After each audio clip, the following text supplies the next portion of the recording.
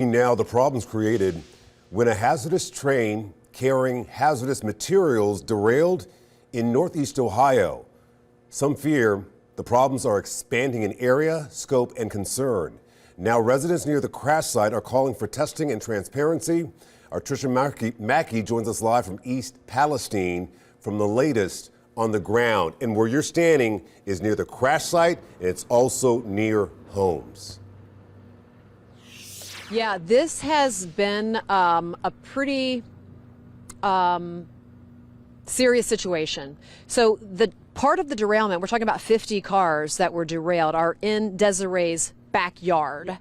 Tell us about when it happened and what it's been like for you. It was scary. We hear trains all the time, but when we heard that, we knew something was wrong. And then we seen that it was on fire, and we were standing out back, and the whole thing just exploded. So we just packed up and left, and we came back home Saturday, but it's been scary. Do you feel like you're safe here? No, not at all. Not with the chemicals and the trains running. I'm not okay here. See, that's another thing. When I came into town, I was very surprised that trains are still flying up and down. It's not like this is one track. They're still going. Yeah, they are. And the cleanup is a lot. Yes, it is. And we had a wood line that it was like a barrier between the tracks and our backyard. They just plowed all that out. So now we see everything back there.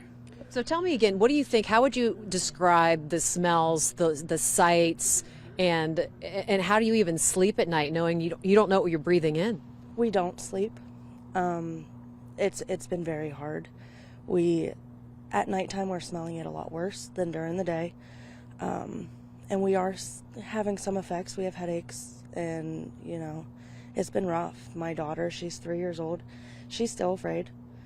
She looks out the window and says, oh, there's trains out there still. And my son's not sleeping. He's one. He's up in the middle of the night screaming, crying all night long. So it's been hard. Can you leave? Can you move? What can you do? We're hoping eventually to move, but for right now, this is our home. And we don't want to leave, but at this point, there's no choice to not leave. One thing that I did notice when we were trying to find where this train derailment is, again, it is a huge site, Rob, but when you talk to any of these workers, and there's a lot of workers working around the clock, no one wants to tell you where it is. No. Have you noticed that? Yes. Yeah, and we get a lot of the workers walking up and down the street. No one will say anything. Now, we did go into Desiree's backyard because we were trying to find it, and the smell in your backyard is unbelievable. You want to just put something over your face when you go in your backyard. Yeah, you do. Like I said, during the day, you can't really smell it. You smell the dust and stuff from them doing the roads and stuff like that. But at nighttime, you can really smell it. You can't even walk out most of the time. Are you worried about your kids? I am. I'm very worried about my kids. They're young. They have a life to live. What do you want to be done here, Desiree? I want answers, first off. We don't know nothing. We don't know what happened, how this is affecting everybody. We have no idea. But I want justice for our town. We're a small little town. No one knew where East Palestine was until this happened. And now, it's blown up, but I want to be peace of mind. And, we can't have that here. No, you can't. Desiree, thanks. Peyton, let's walk right back here because I think you can see this. So we're just going to walk. And Rob, I know if you have any questions, go ahead and hit me with them. But we're just going to walk into Desiree's backyard because I'm going to give you an idea just of how close she is to this derailment. And as you go, here it is right here. Can you see? That's the train. That's part of the train that is off the tracks next to her trampoline. Rob, can you see that or is it too dark? Tricia, okay, Peyton's going to walk down these steps to us. As you show us the scene and walk to where you're going. Here we go. We're going to come into the backyard.